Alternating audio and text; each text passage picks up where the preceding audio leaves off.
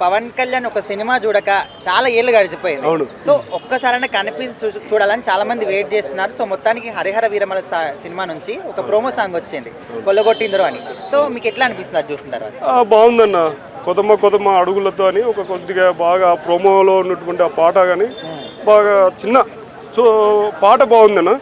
So అది ఏంటంటే మన హరిహర వీరమల్లో పండగ సాయాన్ని అని ఒక రాబిన్ హుడ్ తరహా సినిమా. సో ఆ సినిమా హిట్ కావాలని, సక్సెస్ఫుల్ బ్లాక్ బస్టర్ కావాలని మనసారా కోరుకుంటున్నాను.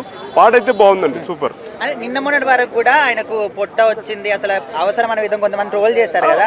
సో అట్లాంటి వాళ్ళకి ఇది ఒక చెంపపెట్టి అనుకోవచ్చు. అవునన్నా, ఇప్పుడు ప్రాక్టీస్ లేకపోతే ఏదైనా సరే అక్కడే ఆగిపోతుంది. సో అతనికి ఏంటంటే బాడీ ప్రాక్టీస్ తగ్గిపోయింది. ప్రజల మీద ధ్యాసతో, అభివృద్ధి మీద ధ్యాసతో అతను ఏం చేశాడంటే ఆ ధ్యాస తగ్గిపోయింది. సో ఆ ధ్యాస తగ్గిపోయేసరికి బాడీ ఆటోమేటిక్గా ఫ్యామిలీ ప్యాక్ వస్తుంది. అంత మాత్రాన అతను హీరో కాకుండా పోడు, మనిషి కాకుండా పోడు. సో అది మళ్ళీ ప్రాక్టీస్ చేసి మళ్ళీ జిమ్కి వెళ్ళడం, మళ్ళీ తన శరీరాన్ని ఎక్సర్సైజ్ చేసుకుంటే వచ్చేస్తుంది. ట్రోల్ చేసిన వాళ్ళకి మాత్రం నేను ఏం చెప్పానండి, నో కామెంట్స్. పవన్ కళ్యాణ్ మీద ట్రోల్ చేస్తే నేను ఎలాంటి కామెంట్స్ ఏం చేయలేను.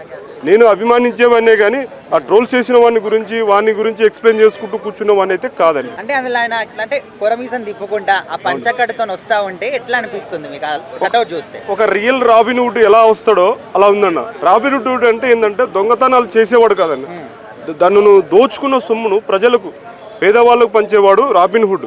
సో ఎక్కడెక్కడ ఇప్పుడు మనం చిరంజీవి సినిమా లంకేశ్వరుడు ఒక సినిమా ఉంది, ఉన్నవాన్ని దోచిపెట్టు, లేని వానికి పంచిపెట్టు అని ఒక డైలాగ్ ఉంది.